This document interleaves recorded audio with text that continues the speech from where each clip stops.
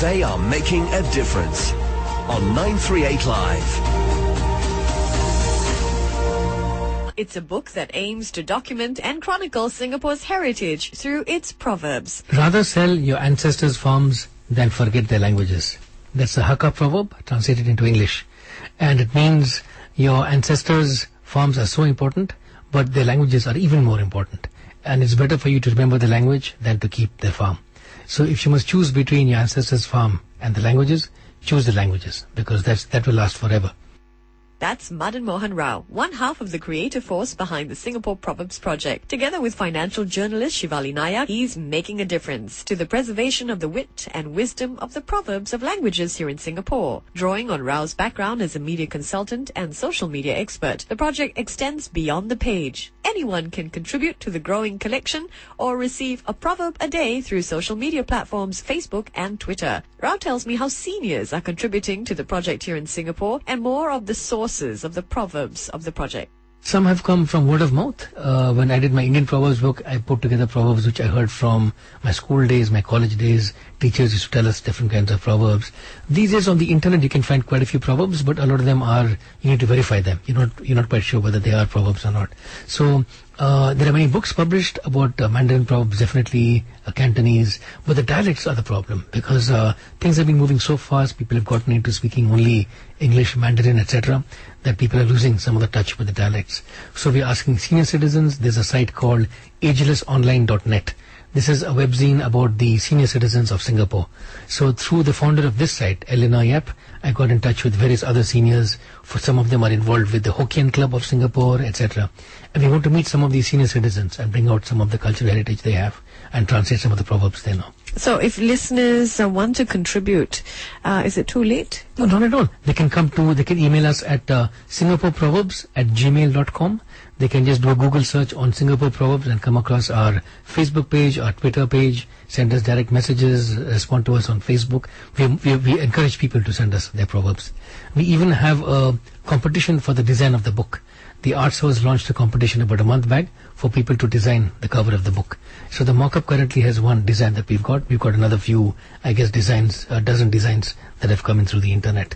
So we want to make this as participatory as possible.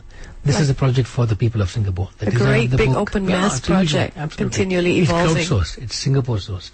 So the people of Singapore will design the book, they will contribute their proverbs, and we will just curate, myself and my editor, we will just curate the whole thing. Any of the proverbs stand out for you personally? You read a couple, your selection earlier on of 5 proverbs, but in the course of the work, were there one or two that still stick in your mind, that still resonate with you? Yes, I like this Cantonese proverb very much. Don't break your rice bowl. So is equivalent of don't bite the hand that feeds you. So remember who has given you what in life and don't break the foundations of your soul. Here's another one, a very good one, a Mandarin proverb. A small spark can start a fire that burns the whole prairie. So if you're not careful, one small mistake can trigger off a cataclysm.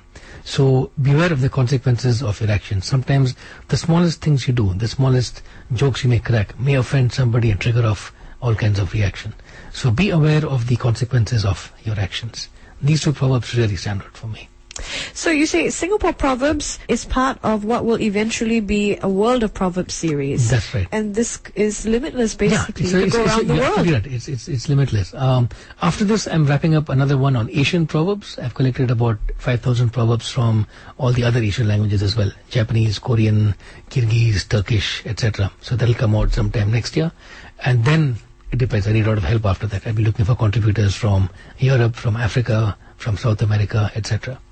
So there are some sites which already have it, but what's missing is that scholarly evaluation of these proverbs, explanation, Why is context. there a need for the evaluative?